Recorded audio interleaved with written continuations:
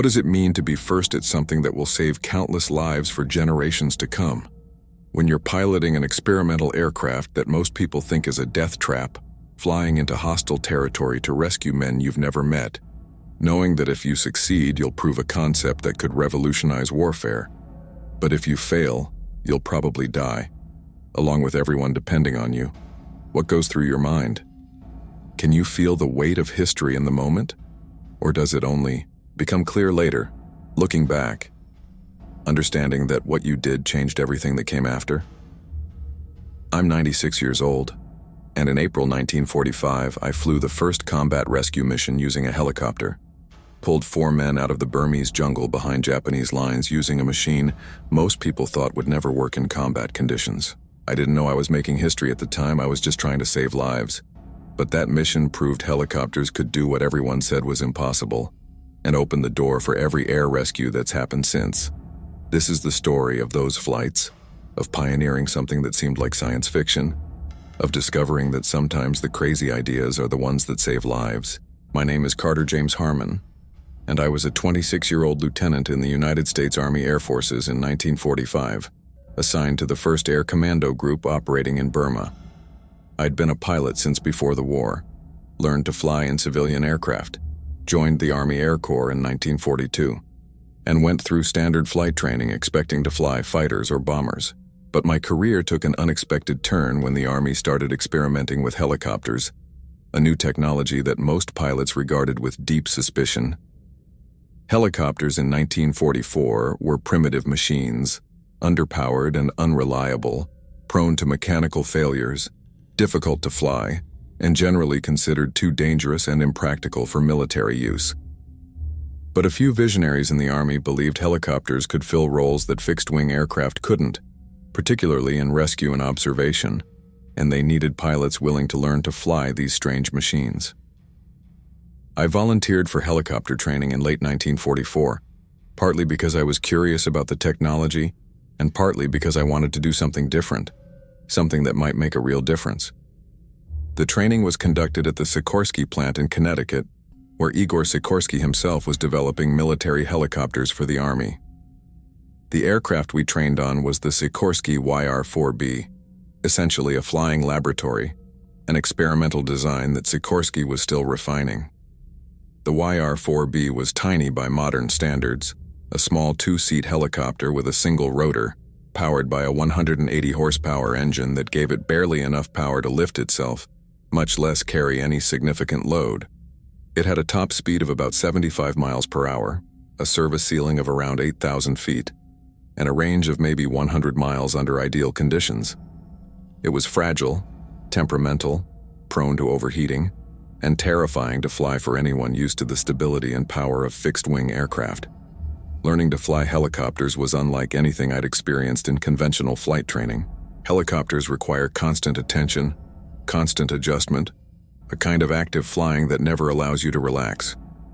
You're managing the collective pitch, the cyclic control, the anti-torque pedals, and the throttle all simultaneously, making hundreds of small corrections every minute just to maintain stable flight.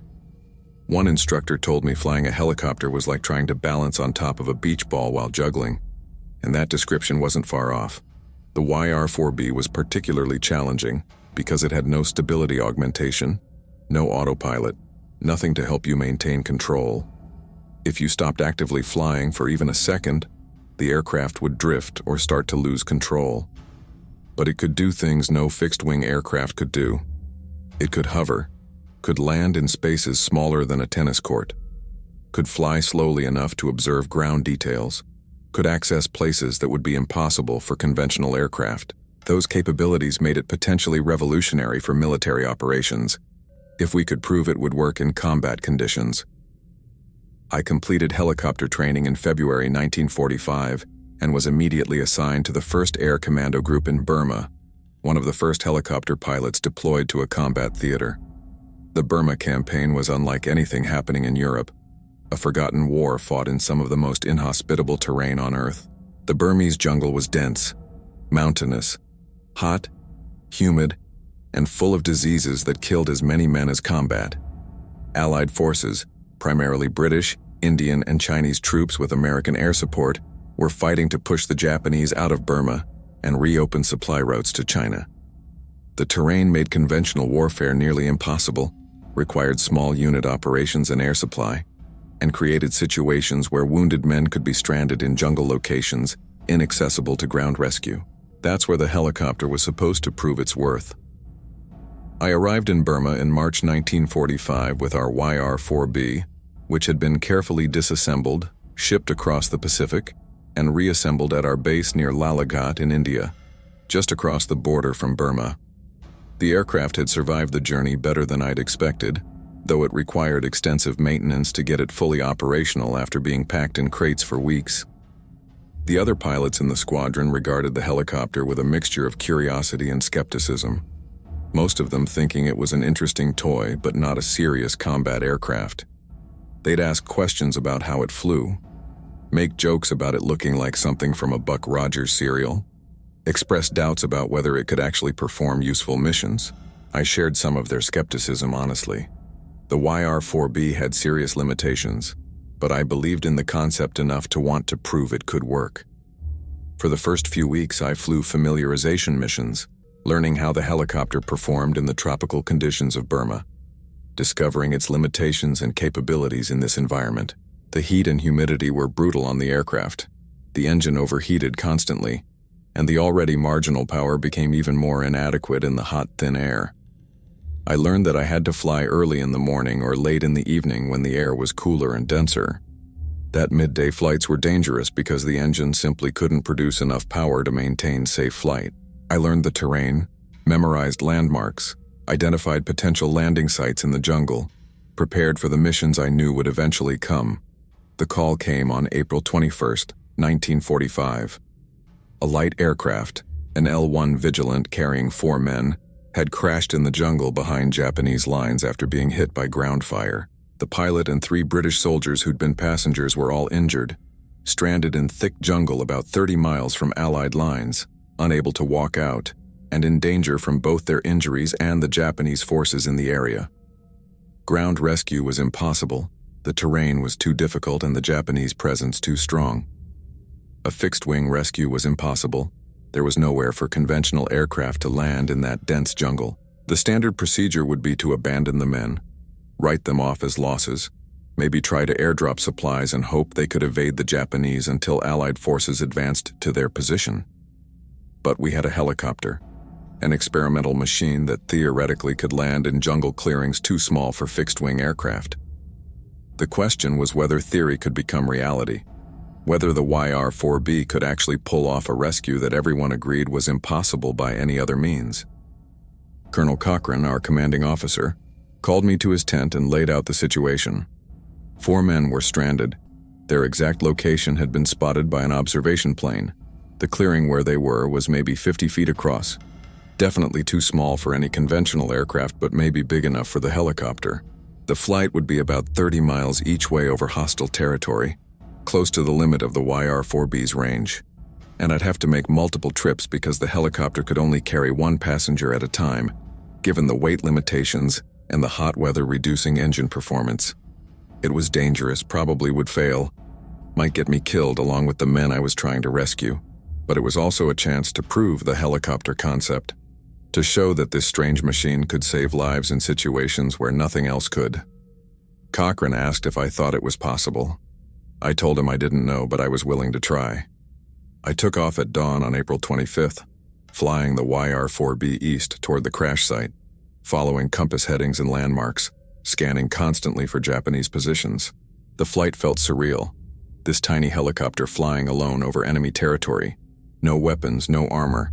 Completely defenseless if the Japanese spotted me and decided to shoot. The YR-4B's engine sound was distinctive. A loud thumping beat from the rotor that would be audible from the ground, making stealth impossible. I flew as low as I dared, skimming the jungle canopy, hoping the Japanese would think I was just another observation aircraft and not worth shooting at. The half-hour flight felt like hours, constantly monitoring engine temperature and fuel, compensating for turbulence and updrafts, fighting the helicopter's natural instability. I found the crash site exactly where the observation plane had marked it, a small clearing in otherwise unbroken jungle with the wrecked L-1 Vigilant visible as twisted metal among the trees. I could see men on the ground, waving, and I began my approach to land. Landing a helicopter in a jungle clearing is nothing like landing on a prepared pad.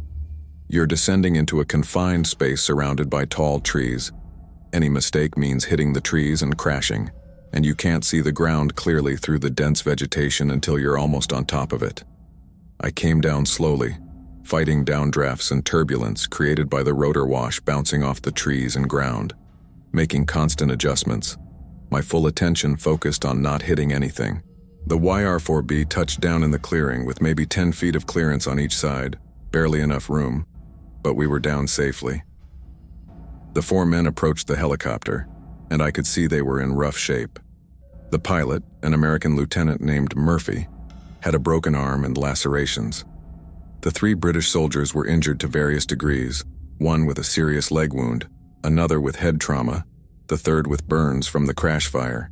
They were exhausted, had been in the jungle for 4 days surviving on emergency rations, treating their own wounds with first aid kits, and expecting either to die from their injuries or be captured by the Japanese.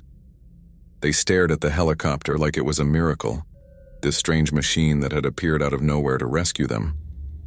I had to make hard decisions immediately. The YR-4B could carry only 1 passenger at a time, maybe 2 if they were very small, and we removed all extra weight, but these were full-grown men with equipment, and I was already pushing the performance limits of the aircraft in the heat. I'd have to make multiple trips and I'd have to prioritize who went first based on injury severity. I decided to take the British soldier with the leg wound first. He was in the worst condition and needed immediate medical attention. I helped him into the passenger seat, barely enough room for him, and prepared to take off. Taking off from a confined space is even harder than landing. You need enough power to lift vertically until you're clear of the trees, then transition to forward flight. The YR-4B was at its weight limit. The engine was already running hot from the flight in and from sitting on the ground in the sun, and I wasn't sure we'd have enough power. I pulled collective, added full throttle, and the helicopter lifted slowly, agonizingly slowly, barely climbing, engine temperature redlining. We cleared the trees with maybe 5 feet to spare, and I transitioned to forward flight, heading back toward Allied lines with my first passenger. The flight back was tense, the overloaded helicopter handling sluggishly, engine temperature dangerously high, fuel burning faster than I'd calculated. But we made it, landing at a forward medical station where medics immediately took charge of the British soldier. I refueled, let the engine cool, and immediately flew back for the second passenger. 3 more trips to go, each one as dangerous as the first, each one pushing the helicopter and myself to the limit. The second trip went smoothly. I retrieved the British soldier with the head wound, got him back safely. The third trip, retrieving the British soldier with burns, was more difficult because turbulence had picked up as the day heated, and the helicopter was even more unstable. I fought constant updrafts and downdrafts, the YR-4B bucking and swaying, making my passenger airsick, but we made it back. The fourth and final trip to retrieve Lieutenant Murphy was the hardest. It was late afternoon by then, the hottest part of the day, and the engine was struggling.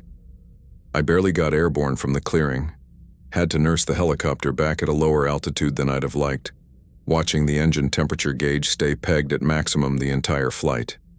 But we made it. Murphy was delivered safely to the medical station, and all 4 men were rescued. I landed the YR-4B back at our base completely exhausted, hands shaking from the adrenaline and the hours of intense concentration, barely able to climb out of the cockpit. Colonel Cochrane was there waiting, and he was grinning like I'd just won the war single-handed. "Harman, do you know what you just did? You just proved helicopters can work in combat. You just opened up a whole new capability. You just saved 4 lives that everyone had written off." I was too tired to really process what he was saying.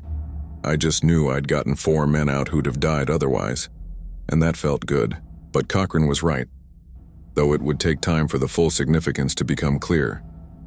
That mission was the first combat rescue by helicopter in military history, proved the concept worked, showed that helicopters could access places and perform missions impossible for any other aircraft. The immediate impact, was that helicopters were taken seriously as rescue platforms. More YR-4Bs were deployed to Burma, other pilots were trained, and we started conducting regular rescue missions, pulling wounded soldiers out of jungle locations where they'd previously been unreachable.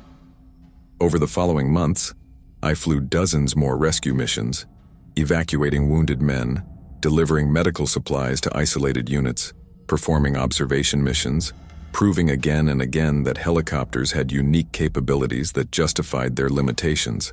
Each successful mission added to the evidence that helicopters weren't toys or experiments, but serious military assets. But the real impact came after the war, as the helicopter concept evolved and improved. What I flew in 1945 was a primitive prototype, barely capable of the missions we asked it to perform. But it proved the concept, showed what was possible, and inspired the development of better helicopters. By Korea in the early 1950s, helicopters were standard equipment for medical evacuation, saving thousands of lives. By Vietnam in the 1960s and 70s, helicopters had revolutionized warfare, becoming essential for transport, attack, rescue, and support. Today, military and civilian helicopters save lives every day, perform missions that would be impossible without them, and trace their lineage directly back to that first combat rescue mission in Burma in April 1945. I flew helicopters for another year after that first rescue, continuing in Burma and then transitioning to new helicopter models as they became available.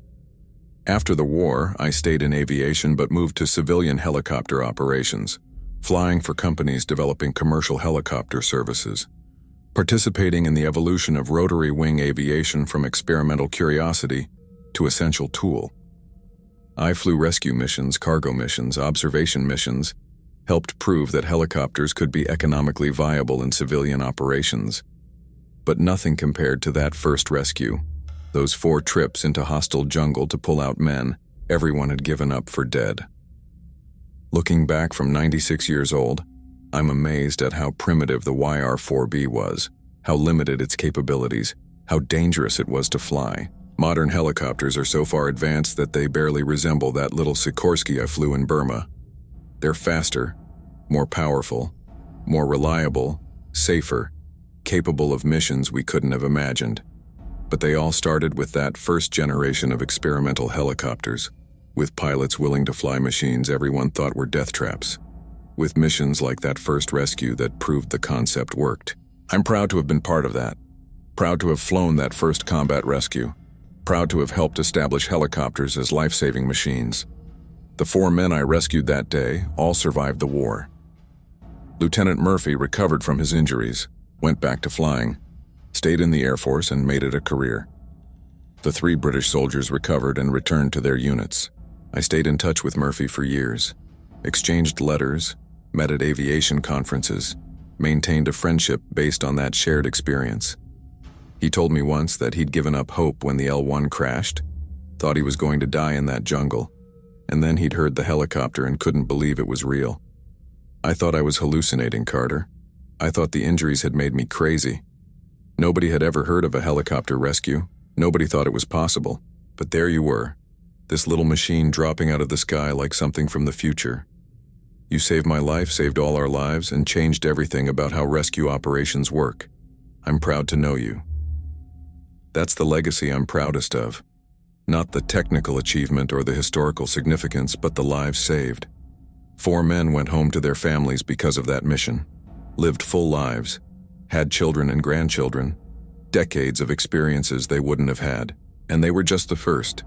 Every helicopter rescue since, every wounded soldier evacuated from a battlefield, every civilian pulled from a disaster site, every medical emergency resolved because a helicopter could reach places ground vehicles couldn't. All of it traces back to proving the concept worked in April 1945 in the jungles of Burma. That's what first means. Not just doing something before anyone else, but opening a door for everything that comes after. If this story inspired you, if it helped you understand how helicopter rescue began and why it matters, I'd be honored if you'd subscribe to hear more stories from World War II veterans and aviation pioneers. Share your thoughts in the comments below. Remember that every capability we take for granted today was once considered impossible. required pioneers willing to risk everything to prove it could work. Remember Lieutenant Carter Harman and the first helicopter combat rescue? And remember that innovation in service of saving lives is the best kind of innovation. Thank you for listening to this old pilot's memories of the day helicopters proved they could save lives and changed military aviation forever.